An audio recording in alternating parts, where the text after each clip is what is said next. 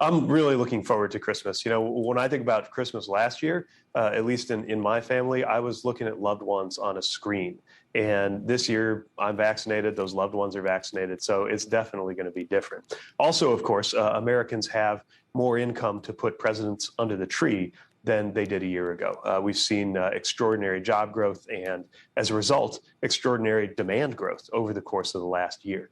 Right now, we're seeing really three forces that are affecting what's going on in our economy and what you're seeing at those ports, for example. It's demand, it's supply, and it's COVID. We know what we got to do about COVID, which is put the pandemic behind us. We're glad to see demand has rebounded. And then, of course, my focus is to make sure that we address any bottlenecks, anything that can be addressed in the short term on the supply side. And where do we stand with that? Are there going to be things that consumers want to buy on the store shelves, or is this going to be a situation where shortages persist through the holidays? Well, look, we're seeing goods move through our system and reach shelves at record levels.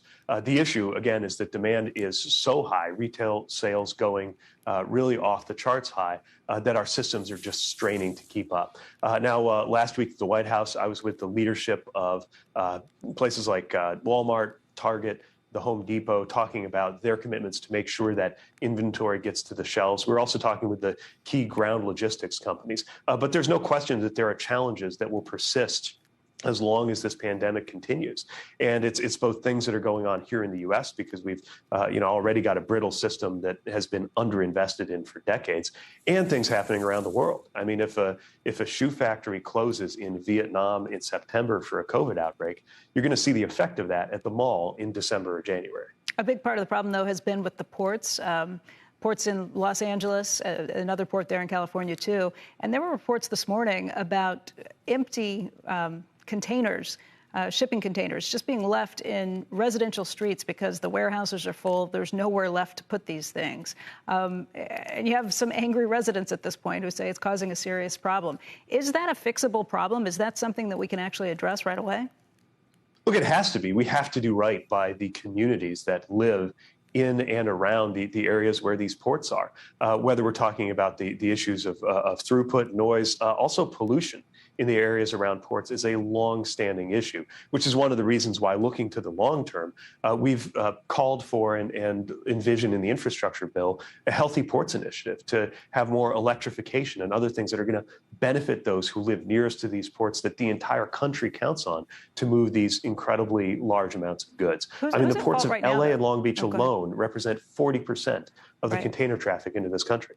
Who's at fault right now? Why are these shipping containers winding up there if you've got people or companies like Walmart and Target and Home Depot and others who are saying we're going to move as fast as we can? You've got the unions who have signed off to say, yes, we will work around the clock. Where is the specific problem that's continuing to create these bottlenecks there? Well, what I can say, and I'll want to know more, obviously, about the specific containers at issue here. But what I can say is that this is not just about the ship or the gate of the port. It's the entire system, right? If you have a backlog at an intermodal facility loading things from trains onto trucks that could be hundreds of miles inland, that actually could lead to there being a backup at the ports. This is one of the reasons why we have to work every piece of this system. And let's be clear.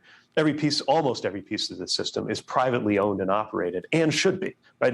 Nobody wants the federal government to own and operate the stores or the warehouses or the trucks or the trains or the ships or the ports. But we do have a role to play, I believe, to be an honest broker among these players who, even though they have learned to operate in very tight market conditions, don't always coordinate the way that we need them to. We need to have better data sharing. We need to have better coordination. And of course, for the long run, we just need to have better investment as a country, which is why, as you've heard me say every time I've been on this program this year, we've got to pass the president's infrastructure bill.